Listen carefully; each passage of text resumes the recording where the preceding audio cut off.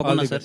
మీ అందరికీ నా నుంచి ఈ 'కా' అనే సినిమా దగ్గర నుంచి ఒప్పుకున్న ప్రతి ఒక్క స్క్రిప్ట్ సార్ నా నుంచి మీకు చాలా బాగా నచ్చుతుంది.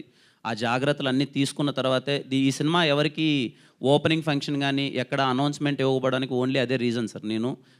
నేను సినిమా చూసుకున్న తర్వాతే ఈ సినిమాని అనౌన్స్ చేద్దాం. అంతవరకు అనౌన్స్‌మెంట్ కూడా వద్దు అని చెప్పి నేను కాపీ రెడీ చేసుకున్న తర్వాతే అనౌన్స్ చేశాను సార్. కిరణ్ గారు, thank you sir. Kiran garu sir happy birthday అండి. Thank you sir. ఏ ఏ హీరోకైనా ఒక మార్కెట్ ఉంటుందండి.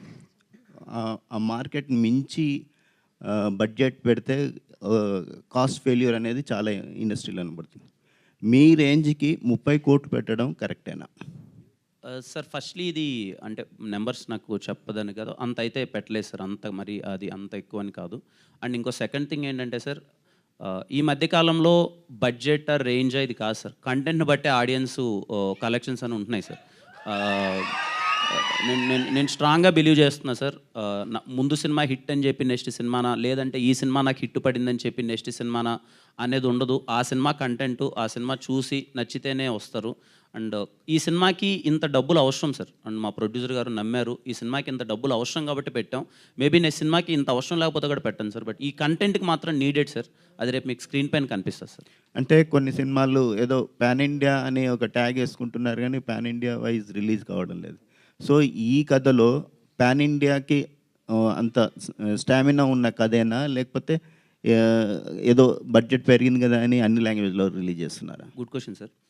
ఇంతకుముందు చెప్పినట్టే ముందు మాకు ఈ కథ విన్నప్పుడు నాకు అన్ని లాంగ్వేజ్లోకి ఈ కథ వెళ్ళాలి అని అనుకున్నాను సార్. ఎందుకంటే నాట్ బికాజ్ ఆఫ్ హీరో. ఇప్పుడు నాకు ఏదైనా ఇంకొంచెం కమర్షియల్ కంటెంట్ అలాంటిదో నేను తమిళ్లోనో మలయాళంలో రిలీజ్ చేస్తే ఎంతమంది చూస్తారో నాకు తెలియదు. ఎందుకంటే నా ఫేస్ ఇంకా అందరికి అక్కడ తెలియకపోయి ఉండొచ్చు, రికగ్నైజ్ అవ్వకపోయి ఉండొచ్చు. ఈ సినిమా కంటెంట్ సార్, కిరణ బోరం కాదు. ఈ సినిమా కంటెంట్ రేపు తమిళ్లో చూసినా, మలయాళంలో చూసినా, కన్నడలో చూసినా, హిందీలో చూసినా, అరే ఈ సినిమా ఏంటి కంటెంట్ చాలా బాగుంది అని చూస్తారు సార్. తర్వాత ఎవరు ఈ అబ్బాయి అని చూస్తారు sir.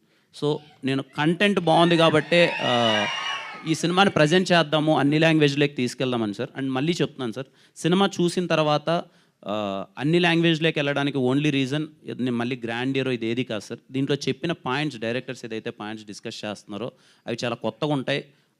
All kind of audience చాలా మెస్మరైజింగ్గా ఫీల్ అవుతారు. For the intellectual screen play they designed.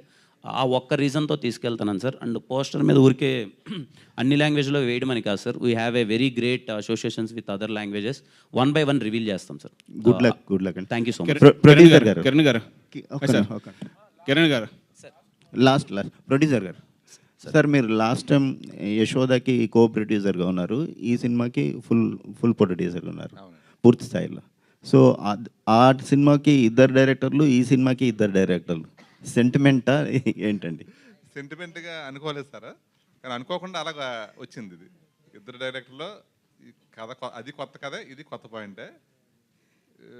దాని మీద ఇద్దరు డైరెక్టర్లు కూడా కొత్తగా వచ్చారు కదా, వీళ్ళు టాలెంట్, వీళ్ళు తక్కువ మాట్లాడతారు, ఎక్కువ పని చేస్తారండి. వీళ్ళ దగ్గర ఉన్న గొప్ప గుణం ఇద్దరు ఉండటం వల్ల మాకు సినిమా కూడా తొందరగా పూర్తయింది.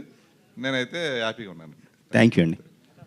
కిరణ్ గారు, పుట్టినరోజు శుభాకాంక్షలు sir. Thank you sir. Thank you sir. సరే, ఈ అంటే సీమ బిడ్డ స్టార్ హీరో ఎదుగుతున్నాడు అనుకున్నాం. అనుకున్న టైంలో కొన్ని తప్పుడు అడుగులు పడ్డాయన్నారు. ఇక్కడి నుంచైనా నుంచి మీరు అంటే నేర్చుకున్నారు గతంలో, ఇప్పుడు ఎలాగా అంటే యాక్టింగ్లో కూడా కొంతమంది కొన్ని తప్పులు చెప్పారు. అవును సార్. ఇప్పుడు యాక్టింగ్లో కూడా మీరు ఎంతవరకు నేర్చుకున్నారు, అంటే నెక్స్ట్ స్టెప్ ఎలాగే? తప్పకుండా సార్, అన్నీ తెలుసుకుంటున్నాను, నేర్చుకుంటున్నాను. ఐ థింక్ వచ్చి 3-4 ఇయర్స్ అయింది. I'm learning everything. రాబోయే ప్రతి ఒక్క సినిమాలో అన్నీ కరెక్ట్ చేసుకుంటున్నాను. సినిమా బై సినిమా ఇంకా ఖచ్చితంగా ఇంప్రూవ్ అవుతాను సార్. అంటే ఎప్పుడన్నా చెప్తారా, లేదంటే తర్వాత ట్రైలర్ వరకు వెయిట్ చేయాలా? అనే దానికి మీనింగ్ అది సినిమాలోనే sir. It's a climax point అది. సో ముందు రివీల్ చేయలేము, సినిమాలో అది ఉంటుంది. సందీప్ అండి సార్. Hi bro. ఇది periodic film, 70s 80s plus non linear screenplay అంటున్నారు కదా. సో మీకు అంటే ఈ కథ రాసుకోవడానికి ఇన్స్పిరేషన్ ఏంటి?